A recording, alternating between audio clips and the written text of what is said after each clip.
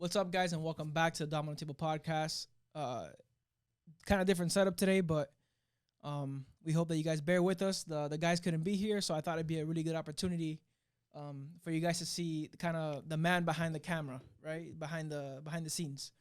So without further ado, let's welcome in Jorge. You have to clap for yourself because there's nobody here. Yeah, I got it. It's all good, bro. Hello, everybody. My name's Jorge Lorette Jr. I'm the man behind the camera, helping with the switches, helping the editing time go down. I'm a host of a basketball podcast called The Just Hoop Show. So if you follow me on Instagram, we're going to have to put that in the description because my Instagram handle is too difficult, but we'll figure that part out. And then you follow me on Instagram, and in my link tree, you can find my blog, my articles, my everything. So, yeah. So above all that, you've been my boy. You know, we've known each other almost 10 years now. We were talking about that on the way here. That's kind of crazy. Wow. I was like, yo, where's the time gone, bro? Right? 14 to 24 soon. But, we've talked obviously like behind the scenes because, you know, we're like, I guess, in the production side of it more. And you brought up something the other day, which I thought was a good kind of, I think it's very important for people our age, especially, to hear. And we're gonna kind of get into our story here of how we met and all that. But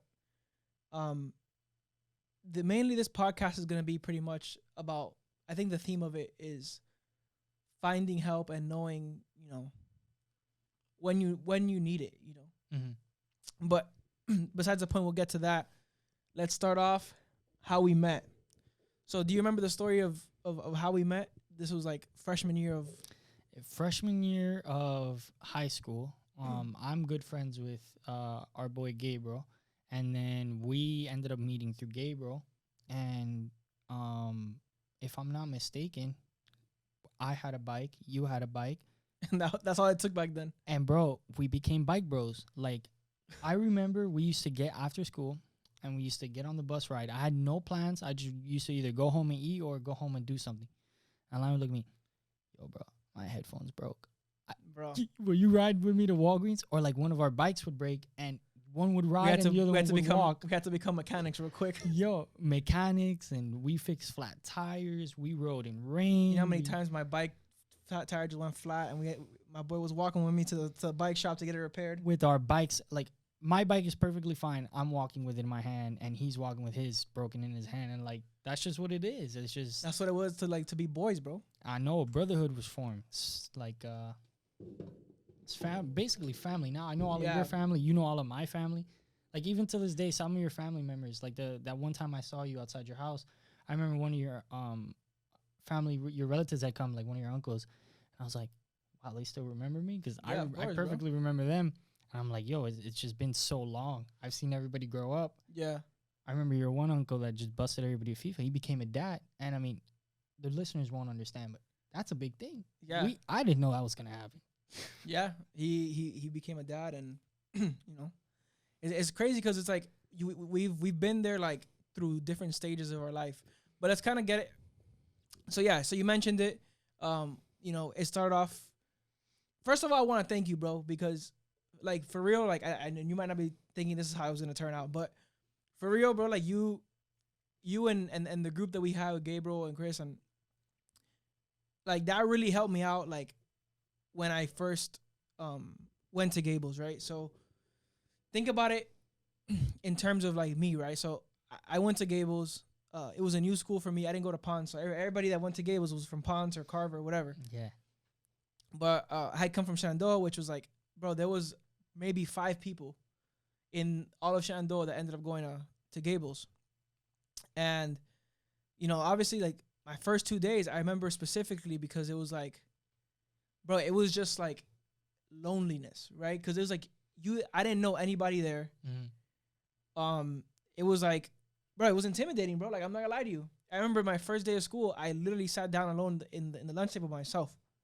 Like, G shit, like, and I mean, sorry for cursing, but it's like, I sat by myself that first day, and probably the first two or 3 days, honestly. And it was just like I was just like, damn, like I don't know how this is gonna go, and that's never happening because like if you know me, you know like I'm more of an outgoing person, but it's that like initial like I don't know anybody here, like, and I want to thank you guys because you guys like kind of took me in, and you guys like took me along with you guys, and that was like huge for me, bro. I remember, yeah, like you kind of hit on it, bro. We used to bike everywhere. I remember, bro. What didn't we biking do, in storms? Like, I'm talking. One day we went to go get an HDMI cable or something. Yeah. And then when we flat tire in the middle of the rain. Flat tire in the middle of it, had to walk back in the middle of like a fucking tropical storm. Like it was crazy. Like, but you look back at that now and you're like, yo, like those are memories that like forever. Yeah, like I'll forever be ingrained, bro. Like that's different. Yeah. Like so many people did like crazy things, but like we did. That's odd, bro. Like if you really think about it, how many people are gonna go, yo, I'm gonna walk with you with my perfectly okay bike, and we're gonna go fix our bike? How many people do that? And bro, and you know what I think helped that is because we all lived close, right? So we also went on the same bus together, and that's kind of like how like what strengthened like our bond. But so basically, how I met you was, I'm kind of going off track, but how I met you was through Gabriel. I had a class with Gabriel, and I noticed him from the bus. This had to be at least my third day in school, and I was like, I did something that at that time I wouldn't usually do, and that's like go up to somebody and say, "Oh, hey, what's up? My name is whatever. I saw you in the bus," and he's like, "Oh yeah, whatever," and he was super like cool about it, and from that's where our friendship first started. And I remember the next day in the bus, or that same day going home, he introduced me to you. And at that time it was he introduced me to you and like some other people maybe, but it was mainly us three. And bro, I can't even tell you what that did for my like. Excuse me. Oof. No, I had to burp. But I can't even tell you what that did for my like confidence in terms of like, because that went well. I was like, yo, I don't see myself not going up to people anymore and being like, because that was huge, bro. And you guys took me in, and bro, before you know it, like we were spending like almost every single day together, bro. We lived like a block away from each other. Yeah, and so everything we did, bro. We played basketball. We trained to try to make the basketball team together. That was a crazy time. Yo, I remember we trained so hard one year, bro. I'm not gonna lie to you, I got a lot better. That summer. Yo, we worked. There's the legend of the summer shot that lives in Coral Gate Park. If you know, you know. If you got buckets there, chances are you got rained on. 9 a.m. Yo, you up? Yeah, bro. Let's go. Come on, we gotta go train. And we would go train. And it didn't matter that we didn't try out. We didn't make the basketball team. Bro, we didn't even. That's the thing. That's what gets me though is we didn't even try out. We were just like we're just gonna be good basketball players. I got a knee contusion like 2 days before. I remember crying in my house because like I fell off my bike or whatever. I remember crying. I was like, "Mom, I tore my ACL. I might end up like oh my god, I might end up like Derrick Rose. Like my career is over." I never had a career in basketball, unfortunately. Yeah, like that's the part that was so funny is because like it started off as like, yo, let's train to do this, and then it ended up being just like, well, let's good workout. Yeah, we're just playing ball. We're playing ball. And we just became boys over that. Like, and that's what I think it's kind of funny. We never even tried out. Nah, but you know what? It prepared us though, because guess what? It was you, me, and shout out to our boy Chris. Long live Chris. At Jose's driveway, dog. Unstoppable. The unstoppable trio. Still undefeated. Nobody stopped us. Nobody can stop us, and nobody will stop us. And of course, no one can test us nowadays. But yeah, man, it was just a past bond. my prime now. I think the thing too was like, kind of like you said, the loneliness. Like I knew people from Ponce, but it's a thing when you know somebody and when you're friends with somebody. But like Gabriel was the only person I really had like a true. Gabriel and Thomas were the only two people I truly knew, and then like you were really the only other person who like I made as a friend, and I had like that. Like I didn't have people over at my house. Like I didn't go over people's houses. Like Gabriel was the only person, and then once you came in, my mom met you and stuff. And bro, things happen, and I've known people for so many years, and people have always like things have happened. We've separated rifts, but bro, between you and me, nothing has ever happened. Like ever. Like I can't think of like a time where you and me fought. Like some real shit. Like not. Debating, not stupid shit, like not debating, not stupid things that don't matter, like, but like really, like you did something to me or I did something to you that we fought or anything. I've never. You're the only person that I can think of that like solid through in like in the toughest times of my life and in the best times of my life. Like Alain has been there. I've never had to think about, yo, is Alain my friend? Yeah. Like maybe I've had to question, yo, hey, has time grown us apart? But like I've never had to question whether like that brotherhood is there. That's like for life. We'll get into why, but that's for life. It's stamped now. For sure. But so let's kind of get into like how our friendship kind of like changed over time. You say that you kind of mentioned it now, but so you chose to go out of state, right? For college, when it came down to like going to college, and I'm not gonna lie to you, bro, you're brave for doing that, bro. Like I remember thinking like, oh no, I'll just go to like I'll just go to Dade, whatever, get my degree and get out. But bro, I really commend you for doing that, for going out of state and like doing your own thing, because like looking back, it's like I almost wish I would have done that just to get that experience. But and I never told you that, but yo, that shit was like for real, like that was like a brave moment where you were like, everyone around me is saying like I shouldn't, I'm dumb for doing this, and I'm gonna do it anyway. And that was like a moment that I was like, all right, like George is for real about this shit. Like, yeah, this is gonna come off braggiocious, but it's not. It's just something that like it's the reality. Everybody did call me stupid. Was it a stupid thing for me to go to a state I didn't know anybody without any family? Of course, it was a stupid. Like it was the extreme version of what I did in high school. It was the like the bigger, way bigger version of that. I bet on myself. I went 1,200 miles away. Did it turn out the way I wanted to? I didn't get the degree I wanted. Things happen. We'll get into that, but at the end of the day, bro, I learned so much about life. Like what I brought to Cleveland is much more valuable than a degree could ever teach me. Like, and that's not to say that like, the debt is like non-existent. I still have to pay that money back and everything. But bro, what I learned being up there, living by myself, I was in a relationship. The first time I was in a long-term relationship, I learned a lot about myself, about being a man. Like when you're by yourself, you're 18 years old, bro. I'm in my 20s. I'm learning how to like get with women and things, because like in high school I didn't do those things. So like I'm learning on the fly, and and look, shout out to my pops, but we ain't like that. So I don't call my dad to like, yo, what are the tips for girls? I always say this, I'm a self-made man. Like I made myself. The man I am, the morals and values and principles I have are from things I've learned and from my own experiences, because everybody gives you advice from their own point of view. So I got to live my life the way that it comes to me, because the thing is, somebody gets fucked over and they cross, hey, I can never be with that person. I learned to forgive and forget, because at the end of the day, bro, life is too short to have beef. I beefed with my own family, like my own blood sister for like 5 years. I'll never beef again. Like that was the only beef that taught me in life that, hey, it's too short, bro. Yeah. So I know I'm going on a rant, but basically, dude, I learned a lot. Being by yourself in a state with nobody, when you have nobody and you're like a person like me that holds things in, is different, bro. It's different when I have all these friends in Cleveland, right? I go do my schoolwork, everything's good, but I go home at night and I'm alone. I got to sit there with everything, all my demons. I got to sit there, and who's going to be like, who's there? Like nobody. Right. So that was something I didn't learn how to fully control it there, but I guess we can get into it. The call that you got like year 4, like right before I got here, if you want to talk about it. So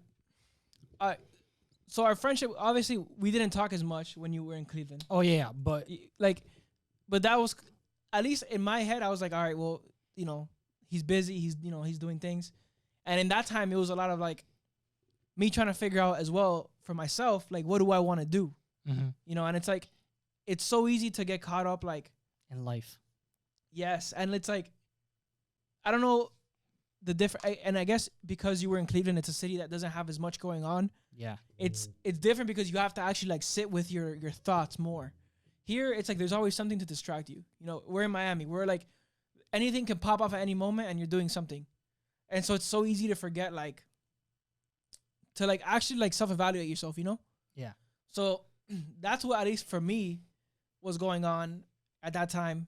And it's like, we didn't talk as much. We would hit each other up and like, DM each other on, stupid shit. We'll send each other like, clips and shit. But at least, and that's what at least that's what I was going through at that time. And that's what you were going through.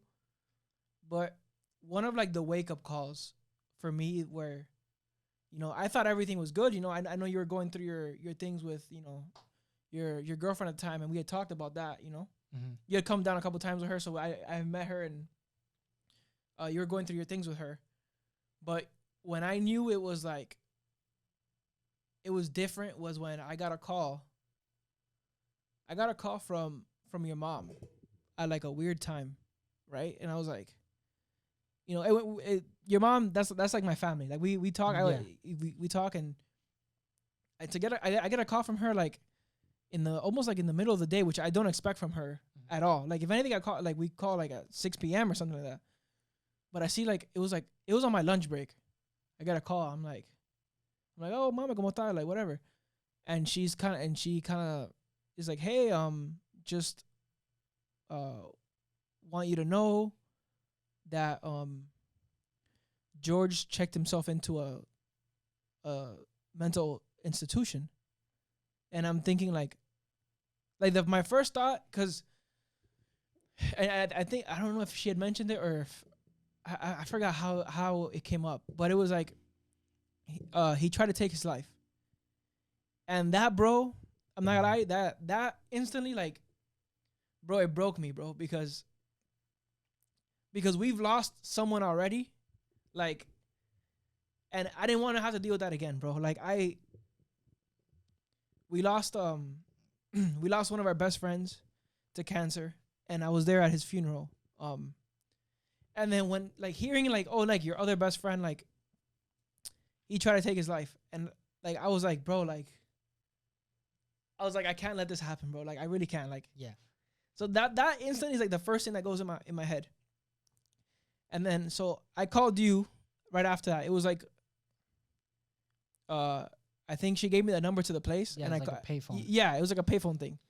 So I called the place, and, you know, they got in touch with you. And we were talking, and I was just trying to make sure, like, you know, everything was good. I don't remember.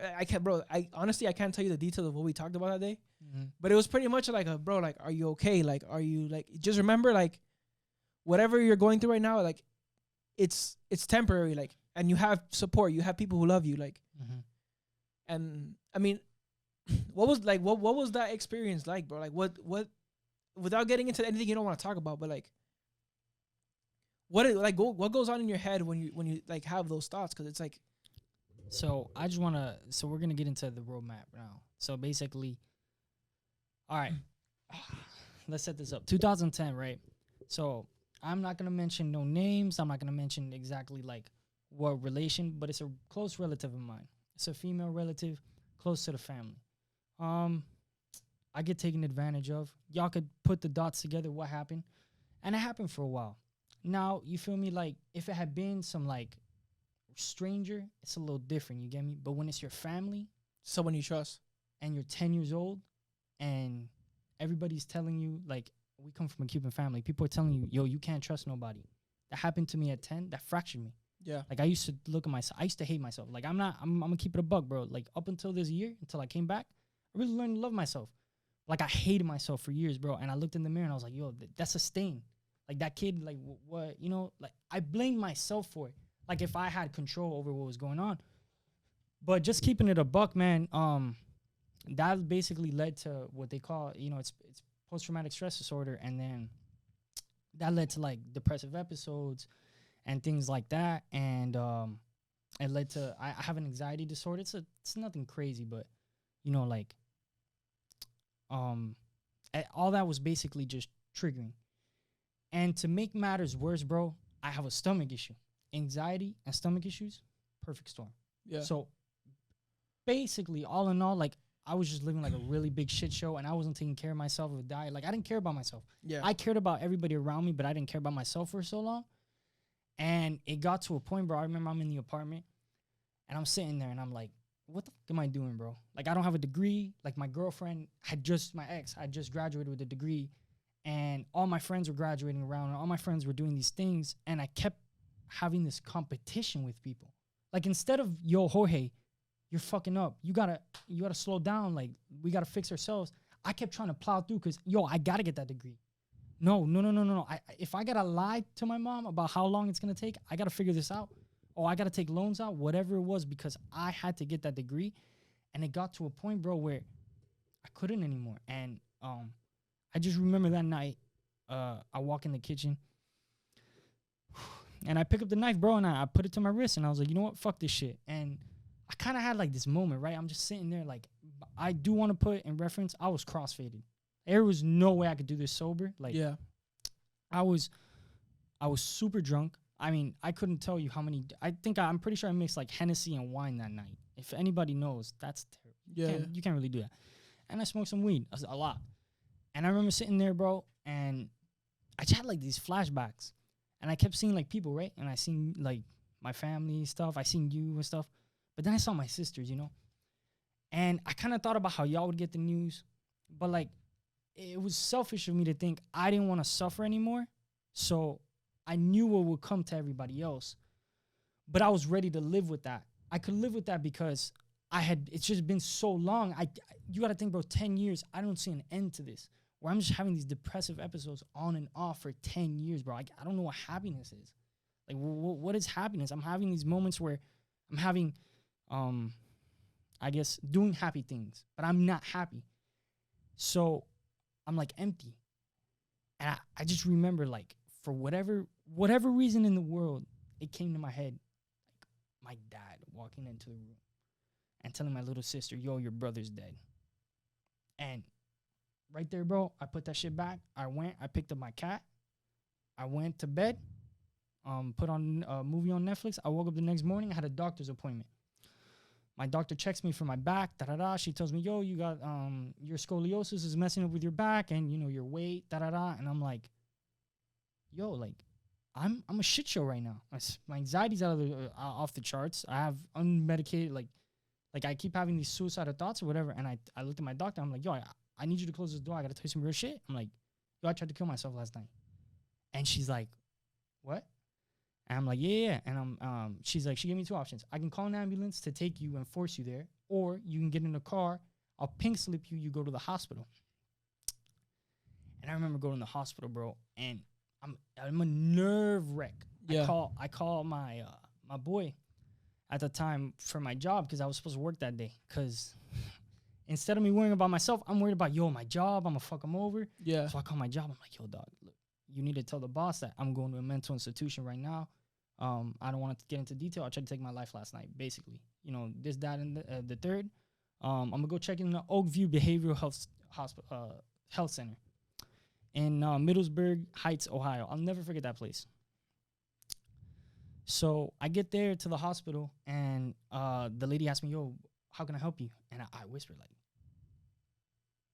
yo, I'm having suicidal thought. And she's like, what? I'm like, and she's like, because I don't want to say it. You don't want to say it out loud. And I'm like, yo, man, I tried to kill myself last night. Like, my doctor put a pink slip, like, you know, you have to, you know, blah, blah, blah, whatever. So they started the process of putting me in the hospital. I got the COVID test. If y'all think that's bad, I don't know what's wrong with you. It's the easiest thing in the world. Because that was during, like, the peak. Yeah, that was during peak COVID, too, which was, like, one of the scary parts of going in there. But damn, I didn't even think about that.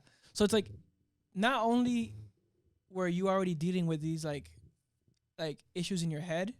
The pandemic slowed everything down. But you had to really live with it now. Like, at least, because I guess... I was working part-time, bro. And our hours got cut. Of course. I was working 10, 15 hours a week, dude. Think about all that time I was at home, and my ex-girlfriend was, like, working. It's like, she had to get her life. You know, you feel me? Like, she got to get hers, too. So it was like, bro, I was by myself the whole time, all day long. It's just me and the cat. Yeah, you're alone with your thoughts for a long time. Dr. Seuss spell, he's about to turn into Cat in a Hat. Kobe's about to fix it off for me. No, I don't think so. So it's like, just, you know, getting into that process. I remember getting to the hospital and being scared. Because as soon as I walked in, bro, it was just hallway.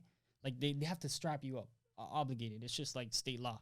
Just in case you do some crazy shit, try to kill somebody or something. They don't know. So you come in strapped in, they take you out, they sit you in with the therapist. The guy talks to you to ask you what happened. And I spent 4 days there. I spent Friday through Tuesday. So I had to watch the Miami Heat lose the NBA Finals, which for my mental health, I didn't watch. Good, yeah. I didn't end up watching it. Like, I really, like, I remember Game 6. I'm like, they're gonna lose. I got this. It's okay. I know about basketball. I'm not even gonna put no hope in me.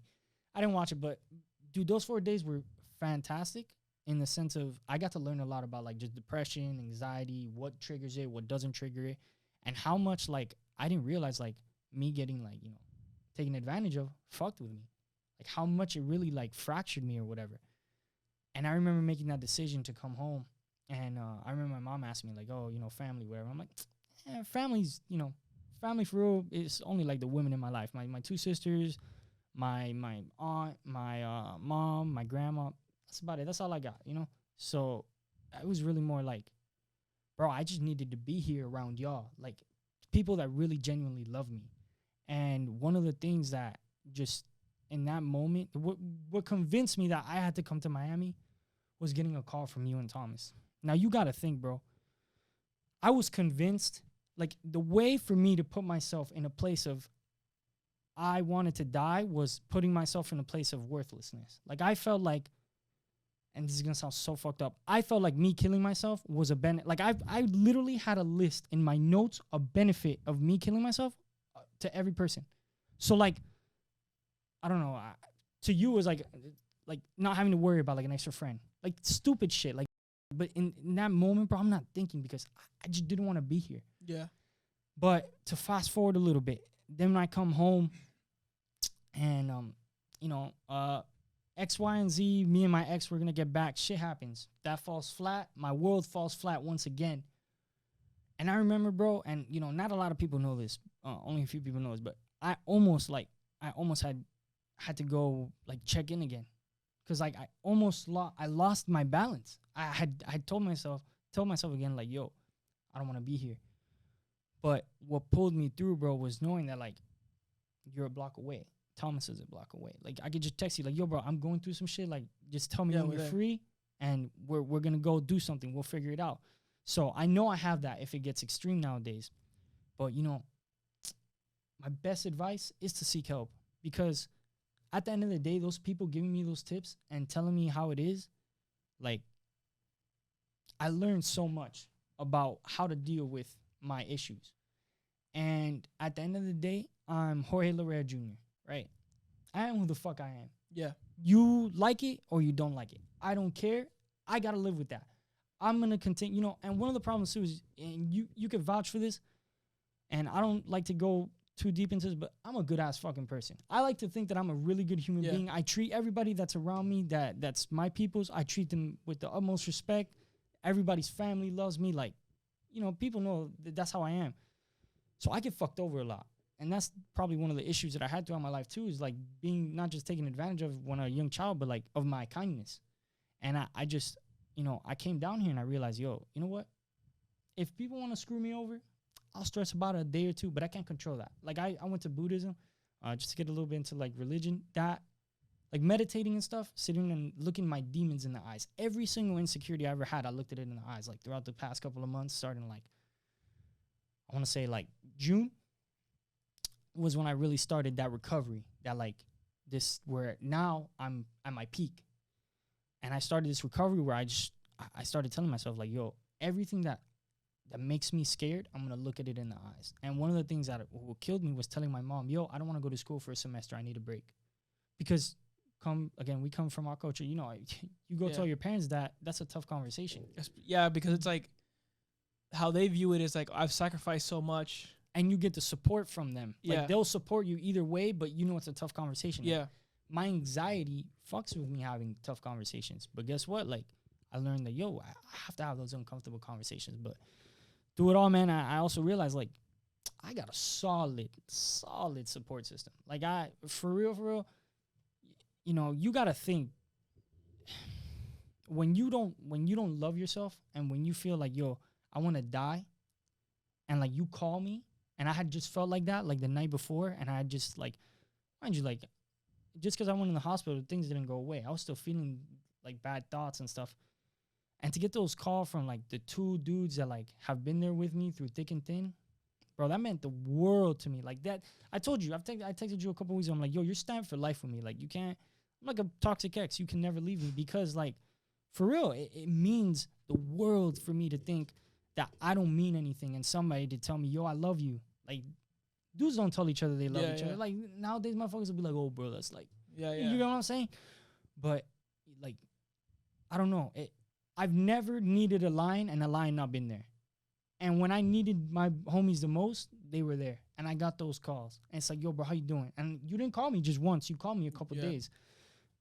And it's like, why did you have to? You know, I always ask people, like, why did you have to? Like, a lot of people knew and didn't call. I just want a lot of people knew and didn't call. And I keep that in mind. I never forget. So that's why everybody that did call is stamped for life, man. You got to think. When you want, oh, I already said that. But basically, like, the gist of it is seek help. And my biggest, I'm like scrambling thoughts. My biggest thing has been taking control of my life. Like, yo, when I wake up depressed, like in the morning, I know what my mood is like. You know, they diagnosed me bipolar and they gave me all these pills and stuff. I don't take any, I stopped taking all medication. Like, I decided that I will self-medicate. Like, if I ever feel bad, I'll drink like stress gummies or whatever, but I don't do like the medication shit. I don't do that anymore. So I took control of my life, bro. And what you can control is what you can control. And there's a lot of times that situations are going to happen that are going to anger us and are going to piss us the fuck off, and shit's going to happen and not going to go our way. But you can't do anything about it. You got to keep pushing regardless, because at the end of the day, bro, everybody's looking out for everybody. And the problem is when you start caring about everybody else, how do I explain this? Your homies want to see you succeed. But if you want to really see who's your real homie, pass them. Like, that's something you got to really look at. Is your support system is the most important thing. The people that you turn to when you're feeling the worst is the most important thing. Because it's not, you can deal with your stuff, bro, and you can control what you can control, but you need people to talk to, because holding it in doesn't work. If you don't want to go to therapy, I understand when people don't want to go to therapy, which I think everybody should go to therapy. Like, there's no way everybody can go to therapy, but I think everybody should, because it's a professional person that can dissect and reorganize your life. But, go to therapy and support system. Go to therapy, support system, and control what you can control. Those are the three things that, like, have changed my life completely. And I don't, not to be a hypocrite, I don't go to therapy. My therapy would be like meditation and riding bike. But that's what does it for you. I don't have the funds. You feel me? I don't have the funds to go pay right now and skip the line. So I'm not going to. And I understand, like, my depression. I understand my emotions enough. I've been to therapy before. Like, I've done it for 2-3 years. So, like, it's not like I've never done it. So I already use those tools from all of my therapists, because I've had multiple. And I kind of have, like, notes and stuff of things they've taught me. And I've used that. And, dude, actually, one key I missed is loving yourself.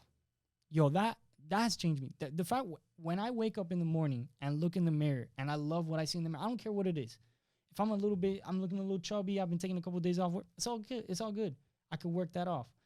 But loving yourself and understanding that, like, you got to be happy, bro.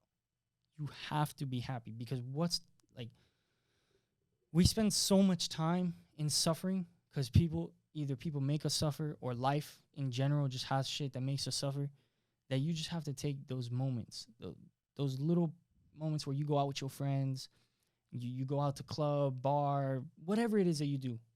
We got to take those moments and enjoy and cherish them, because there's not a lot of them, especially now that we're adults. And you had mentioned this on the right here, like talking about our 20s. Bro, we're not going to get a lot. We're not going to hang out a lot for right now. Yeah, it's not like high school. We used to see each other every single day. Yeah, we got to lock in, like, and do our shit. And, hey, you know, God's grace, we're going to be in some fucking, what's that famous place? Mykonos, whatever. Mykonos in Greece, and some super yacht that we rent or whatever. You know, you feel me? Like, if everything goes good. So, like, yo, we went on a lot. I'm sorry, I went on like a big ramble, but bro, but I think people could use this information. Like, people need to hear this also. It's like, okay, from someone who's been there, you know, and not even been there, bro. Like, men in general. Yo, it's okay if you got touched. Yo, look, men don't come out about it, and the reason I'm talking about it, I'm so comfortable. I've had to go through years of hiding that to, like, come out like nothing. Like, I ain't even pressed about it, because I can live with it. It happened, and I see that relative to this day. Like that relative to me, like is still like really close to me. Whatever. I put that shit in the past. Life is life, but that is. Let me tell you something. That's difficult to do.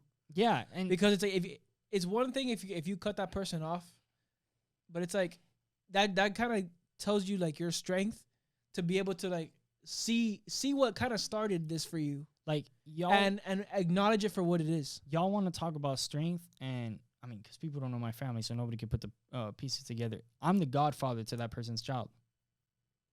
Like the person who did me dirty, I'm the godfather to that person's child. Like, yo, I had to grow past that because, and I always ramble about it. Like, yo, bro, I'm gonna be the best. I'm gonna be the best. But in reality, like, I do the Just Hoop show because I want to be the best. I want to be the best NBA like analyst, broadcaster. Yeah. Why not?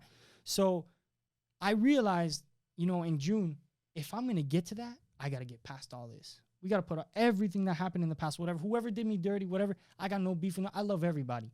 I don't have time to stress. I don't have time to hate people. I don't have time to have past issues. All that is gone. You do me dirty, whatever. Yo, I just won't see you as much. Like, I got family members that are like real flaky. I see you every once in a while. We don't talk. It's cool. I don't care. Whatever life has right now, whatever life throws at me, I'm ready, bro. Like, come on, man. Like, it is what it is at this point. And when I took that role, like when I accepted that Godfather role, that's when I knew, like, oh, like I'm on a different level. Like, because I was named the Godfather, but I didn't accept it. It took me a while till I came up and I was like, you know what? I'll take this shit. I'll take the title. But when I came and I took the title, I'm like, yo, like, you can't fuck with me. I basically looked up at the sky and I was like, yo, I don't know if it's God, whatever. You come on, like, we could spar right now. I got this because that's just the mindset I've cultivated. And not to tell people like that's just a mindset that I have an ego behind that. Like, by a lot of what I have right now and where I'm at is because of my ego. And I've been able to, in a weird way, this is gonna sound like some kooky shit, I've been able to like tap in. Like, when I gotta get my ego and like I gotta get in my bag, I know when to get into like, remembering like I wake up depressed. Nah, that's not gonna happen because I got the Just Hoop show. I gotta get to work. I told you the clothes and stuff. Like, I gotta design. I gotta figure shit out. Unemployment life right now. I gotta get a job. I'm applying for jobs. Like, I don't got time to sulk. So like, my therapy is biking. I wake up, I'm not feeling good. I know it's gonna be an off day. I'm gonna get on that bike. When I get off that bike, and I really, really, really didn't want to get on it that day because when I feel bad, bro, I don't want to do anything. I just want to lay in bed all day, sleep and watch Netflix. Go get a café con leche. That's it. But like, getting up and doing that's been the difference, bro. It's just pushing. So like, I tap into that. That's like another level. I tap into that ego and it's like, yo, we got to get up. We got to get to work because while I'm laying in bed, there's another person outworking me in this basketball landscape. I can't have that happen because if not, where am I going to get in life if everybody's outworking me? You feel me? So that's kind of the mindset. My mindset changed. And that's been a theme a lot. Like, for a lot of people you hear is their mindset change. And that's really the number one thing is your mindset has to change. But when you're dealing with mental health, you need people that can help you. That's where therapists come in.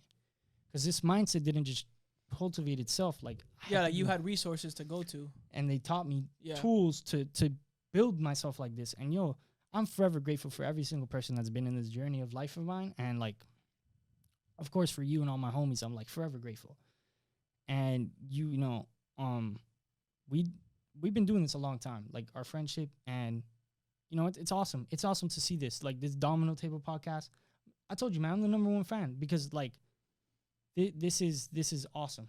This is what life is about, is growth, and being able to grow with you guys has been beautiful for me. Not just watching you grow, but like watching myself grow. And since I'm I care about everybody, I want to give you the best version of Jorge. And that's my goal every single day when I wake up, is like, how can I give the best version of myself to the universe? But not just to the universe, to the people I love. Like, I see you today. You told me we got a pod. How am I going to come today and give the best podcast possible? Because, like, you're my homie and shit, so it means a lot. I know it means a lot to you as well. You feel me? So it's like, I don't know.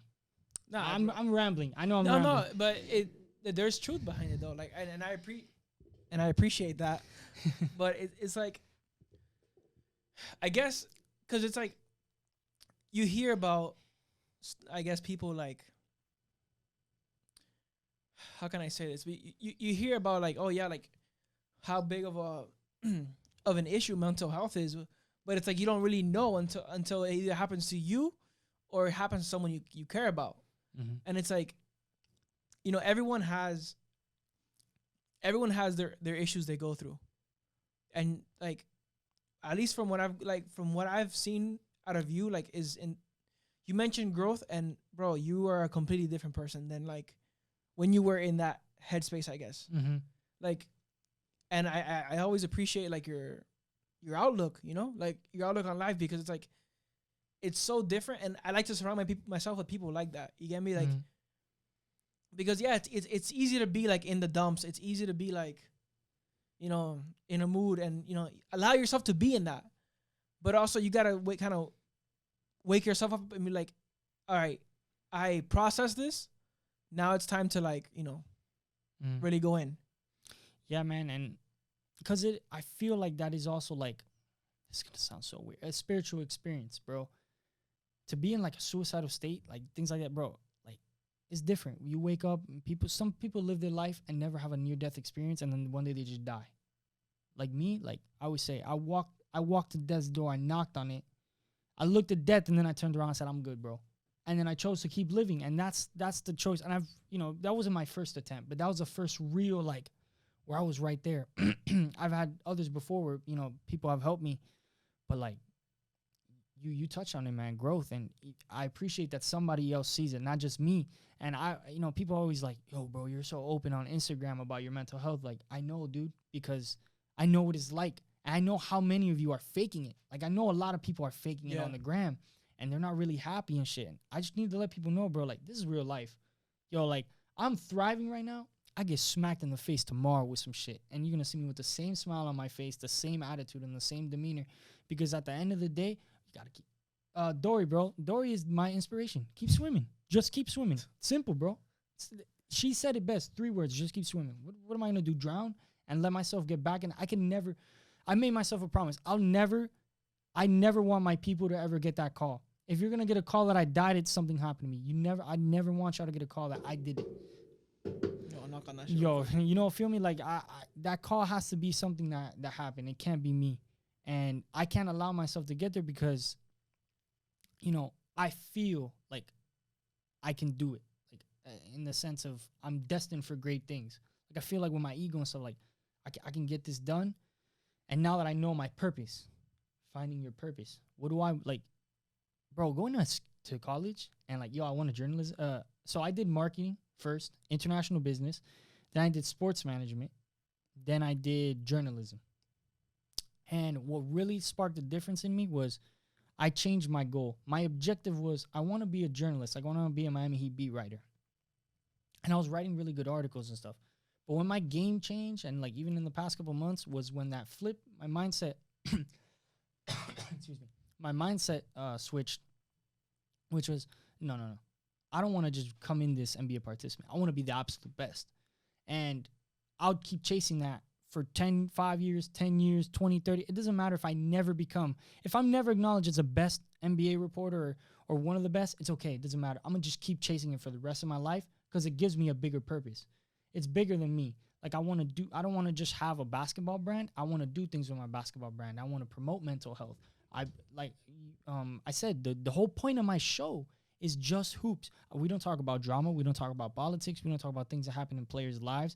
We don't talk about their personal lives. We try not to, like, when we're critical, we don't try to demean a player and their character and who they are, like a lot of people do, because they're humans. I know what it's like when somebody tells you ain't worth shit. Like, I know what it's like to get that call from your pops, like, yo, bro, you're going to be a failure. Like, I know what that's like. I got that call. I've gone on that call 1,000 times. I just had that conversation a couple months, like, not even a month ago, I had that conversation about, yo, it looks like you're going to flop again. It looks like you ain't going nowhere. So it's like, the whole point is, I kind of feel like that mental health part of athletes, that DeMar DeRozan, Kevin Love, which have been my inspiration for starting a podcast. And just being myself, bro. Ariel Helwani. You know Ariel Helwani. Yeah. Ariel Helwani is the king of talking about anxiety and all that. And he's probably the reason I even want to get on camera. It's because if he could do it, I could do it. Simple as that. I don't know. I mean, bro, you've brought a lot of things to light, bro. I we talked about this before, and if we had the only thing is, and it's not even our fault, but if we just had like a little outline, it would probably go a little better. But I don't want to miss on any points, bro, because there's like a lot to talk about with mental health. Like there's a lot to talk about, and there's a lot to tell people, a lot that people need to listen to. And there's a lot of uncomfortable conversations that would have been uncomfortable for me to have with you. But one, I know you're my homie. It's just you and me. And two, like, I'm past all that. Like that. Yeah.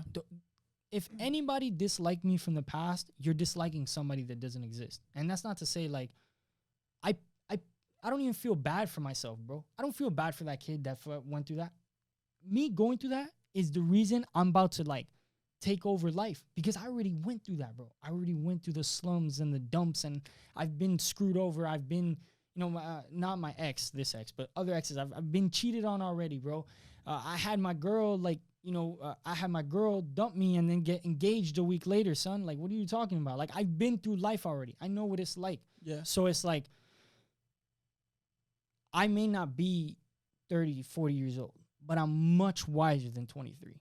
Yeah, you've gone through a lot for a 23-year-old. I'll tell you that. Like, bro, I hate to bring it up again, bro, but taking a godfather role to the person that touched you is some shit that took some. You had to really, like, I don't know if I would have been able to do that. I'll tell you that. I read, listen, I had to do a lot of Guatemala Buddha digging, boy. Like, I had to go in there and had to read a bunch of verses and scriptures, and I had to go into like my meditation. I had to dig deep, and it comes down to this. And you said that you don't know if you would be able to. So how about this? Would you be able to live the rest of your life holding that, or would you rather just put that behind you? I think it's different in my case, right? No, because now, of course you don't know what it's like, but I'm saying in the sense of, would you rather live with something, right, that's gonna just hold, it's gonna hold you back, or would you rather just let it go and keep moving? Which is my question. Yeah, let it go, for sure. My thing with that is, at least how I deal with, like, I guess my stressors, is not that I don't bottle them up or anything, but it's like, I guess in my life, how I deal with it is just like reflecting and being like having a conversation with myself, right? Mm-hmm. So what I'll do is, like, bro, look, I'll tell you, I'll give you an example of something that's going on literally right now in my life. Mm-hmm. The last couple, like 2 weeks, I've been in a slump, right? And it's because I look at myself and be like, man, like, I don't lack I lack the, like, self-determination. You get me? Like, I see my life, how it's been like the last couple of weeks, and I compare it to, some of the highlights of my life, right? I'll compare it, and then obviously, like, your life, it can't always be highs. There's lows, there's time where it's in the middle, but I compare it to, like, when I felt my best, right? And I try to be my best all the time. Mm-hmm. But sometimes it's like, damn, like, I'm slipping, bro. And honestly, it's just me getting out of a funk, right? So I'm rambling as well. But when I think of my best self, I think of my best self physically. I think of my best, like taking care of my physical helped a lot with, like, the everything around me. Yes. Yo, physical health, mental health, up automatically. Yeah. The more fit, I'm sorry to cut you off. The more fit I've gotten, like the more in shape, the better I felt mentally. I just want to say that. I'm sorry. Yeah. But bro, I just felt like I was like on a roller coaster going up, and then COVID happened, and then went straight. Literally, it was a drop. You can't. Oh, man, and it sucks that I still think about it like, oh man, like before COVID, like right before I was like feeling my best physically, and like, bro, I was like, it sounds so stupid, but it's like, just the fact that I would really wake up at like 5 a.m., go to the gym before, like, that's how I started my day every day. Or not every day, but like 5 days out of the week. And, bro, I was like in the best shape of my life, like, around that time.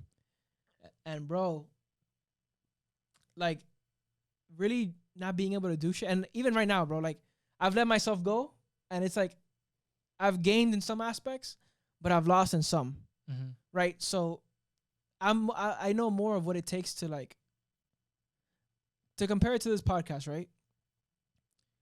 I put so much fucking work behind this shit, and I sacrifice sometimes my like Your life, my your well-being. my time with the people I love. Mm-hmm. You know, like my fitness, which is like it was a huge part of me. It still is, but it's like I just haven't been able to get back to that, and it's like it's draining, bro. Like my schedule the last 10 weeks with school is, you know, I work a 9 to 5 and I go to school after. My days don't end until like 11, sometimes 12 at night. I wake up the next day and start over at 5. Mm-hmm. I wake up the next day at 6 and you know, start my day. And it's like not having time for like, I feel like I've just been going through the motions, bro, and I haven't really dealt with anything. Like I'm just like doing enough to just keep going. Yeah, man, and that's a problem, dude. You know, one of the things that's important is balance in life. Now, I understand there's work, there's the podcast, and, you know, how do I say this? The more routine I've added, the better as well. For some reason, the brain loves routine. So when we're creatures of habit. Yeah, we're creatures of every morning I wake up, it doesn't matter what it is, it doesn't matter what time, I'm going to go get a bike ride in. 4 or 5 miles, I'm just going to get my body pumping. And if I might go later on in the day and go another 10, another 5, whatever, or go play basketball, it is what it is. But every day I like to start with a bike ride. And I look at the day, I go, okay, what I got to do? I'll be in my bike ride with my music on. What I got to do today? Okay, do. Are there any problems? I got anything going on? Oh, I'm feeling funky today. Why am I feeling funky? Oh, this happened. You know, or let's say it's your time to reflect. Yeah, it's my time to reflect, and I'm just riding bike. And, you know, sometimes it's a little bit bad because, you know, I almost get hit and stuff because people don't know how to drive here.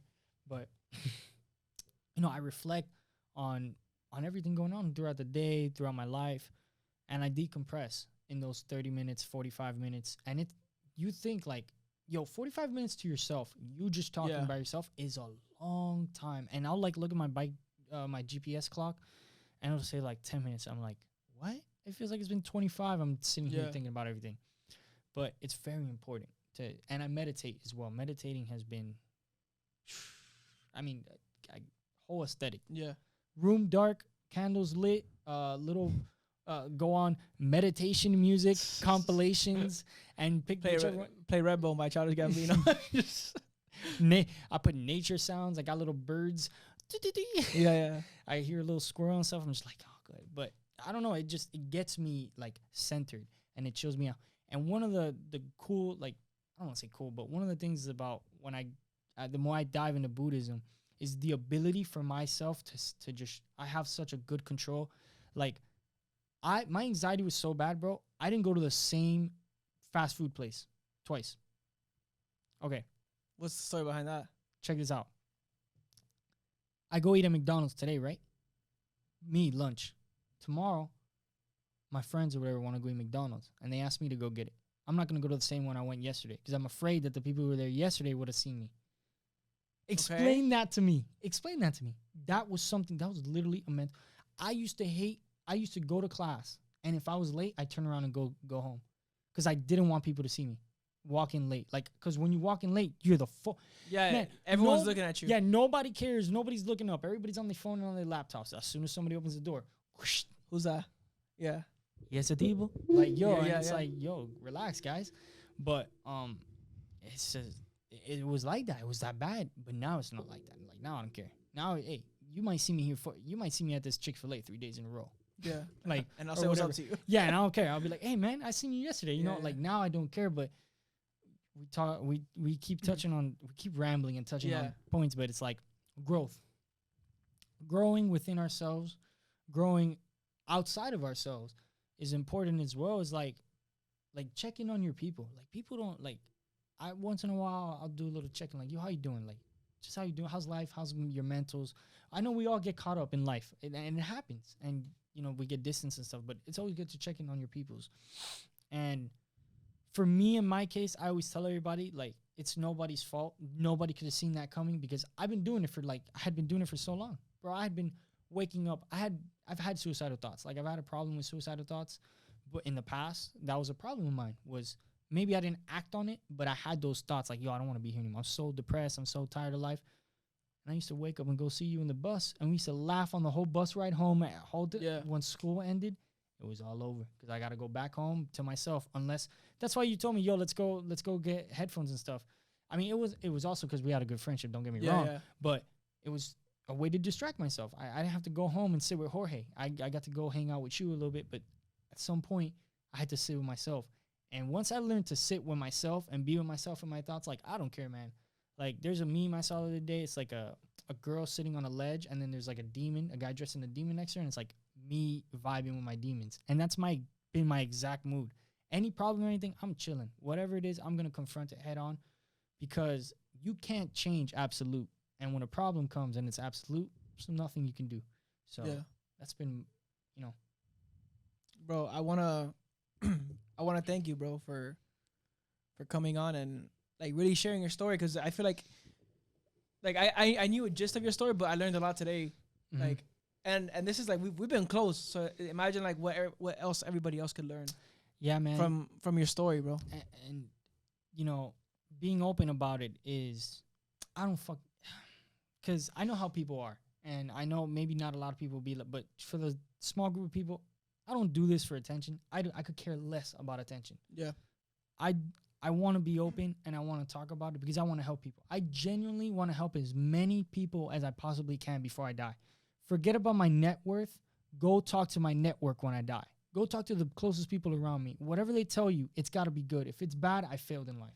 If when they come to you after I die, whenever it is, and you go, nah, I do shit, then I failed in life. I didn't do the right thing. All I care about is the people around me and me, being successful and impacting as many lives as possible. And I felt like when you gave me this opportunity this morning, I had the opportunity I didn't plan on being so open, but it's like, why am I hiding it? Who does it help if I just hide the fact? Like, somebody might look at this and be like, yo, dog, like, I had a family member do some shit to me and I haven't been able to forgive him. Like, maybe I should. Like, fam. Yeah. My damn niece. Like, come on. Are you crazy? I got to look at my niece. And, like, sometimes I used to get those. At the beginning, when I used to look at my niece, I used to get flashbacks, like PTSD. Now I don't care. Now it's just me and my niece. Like, that's my world. My little niece and my little sister. Those are my worlds, and that's what I do it for. And I do it for y'all. Yeah, man. Dude, keep your mentals in check. Keep your mentals in check. That's the most important thing. I hope that people watch this, and I hope you get some value. I hope if you're going through something, I hope this helps you. I hope this gives you some bravery. Maybe you go seek help. Whatever, even if it just helps one person. I succeeded today. I did what I had to do. But yeah, bro, thank you for sharing, bro. Yeah, thank you thank you guys for listening. And before we head out of here, I encourage you guys, if you guys are into basketball, check out his podcast. He shoots from right here. Yours truly produces that one. Yes, sir. And you wanna plug your socials, bro, before we go? Okay, so look, Just Hoops Media on Instagram is the only social media I have. All I pretty much do there is promote articles and the podcast. I'm working on things, but apart from that, justhoops.blog. I own that. Just simple as that. Justhoops.blog is my blog for basketball. If you want to check out my articles, please. My journalism is getting really, really good, and I'd love for people to come, look at my view of life, my view of the game of basketball without the entertainment side and more about the basketball side. Well, thank you guys. This has been a very useful episode, I think. Yo, this has been one hell of an episode. I think it was a success. But now you guys know a little bit about kind of the man behind the scenes who cuts and edits for us, my best friend Jorge here. And thank you guys, and we'll see you guys on the next one.